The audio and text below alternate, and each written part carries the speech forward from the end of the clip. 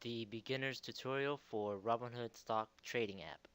Hey everyone, I'm your average millennial investor here. Just a short introduction and purpose for this video.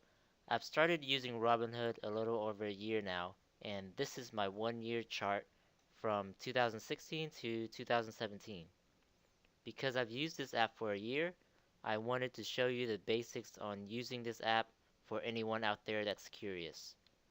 So reading online and through personal experience, I've noticed that beginner users or potential users have similar questions. So in this short video, I will briefly explain what is Robinhood and some basics on using the app. So what is Robinhood? Robinhood is a stock brokerage that allows customers to buy and sell US listed stocks and ETFs. Robinhood's purpose is simplicity. By staying lean, such as not having hundreds of store locations, expensive ads, and a complex trading system. This allows us, the users, to trade commission-free. You heard correct. You get to trade commission-free.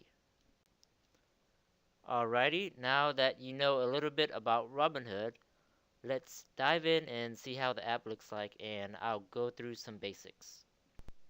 So for security purpose, every time you open the app, you'll have to enter the 4-digit code that you set up when you created your account. There's also Touch ID, which is probably more convenient. So after this, it takes you to the main screen homepage. This shows you from 1 day, 1 week, through to your account's lifetime balance. To switch back and forth from each chart, you simply tap on the tab that you want. Below this shows your portfolio and a watch list for companies you are keeping an eye on. Also, a side note, I'm doing this when the market is closed, so the background color is black. If the market is open, the background color is white with black text.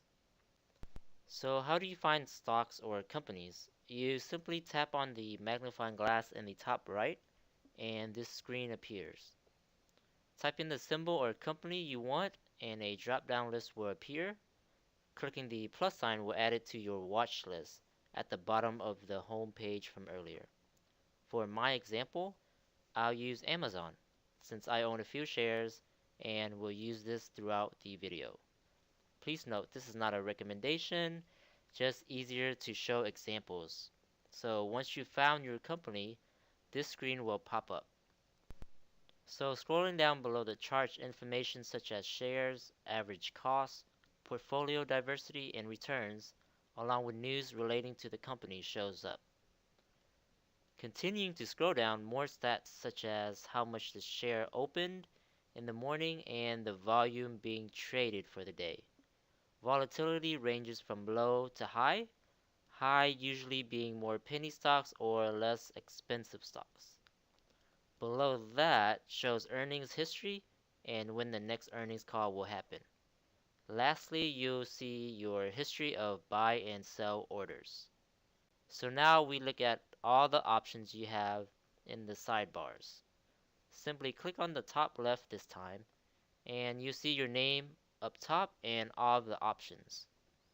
Usually the number is just a notification that you have orders pending, deposits pending, or incoming dividends. So I'll go through the banking option because you'll most likely use that more often. After clicking banking, you'll have these options. When you've linked your account with your bank, most likely you'll use transfer to Robinhood the most. You'll simply click on the option you want and enter the amount you want to transfer in or out. It's pretty simple. So last but not least, you probably want to actually see how to buy and sell a stock. So going back to this screen, there is a buy and sell button. When you click on one, you'll see this pop up. You just enter the amount of shares you want to buy and a button will appear to let you confirm the buy.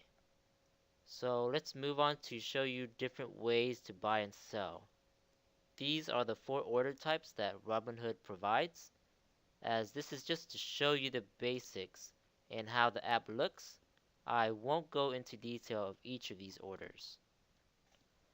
So this is my first video. I hope you enjoyed it. If there was anything incorrect, please let me know, as I am by no means an expert. Everything I've shown and talked about is from my own personal experience. Please leave any questions and comments below, and also if you like this, please do subscribe. I plan on making a video on frequently asked questions.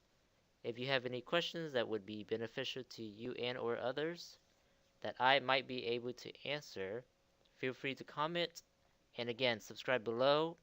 I will try to add it into my next video or future videos. Thanks for watching, your average millennial investor.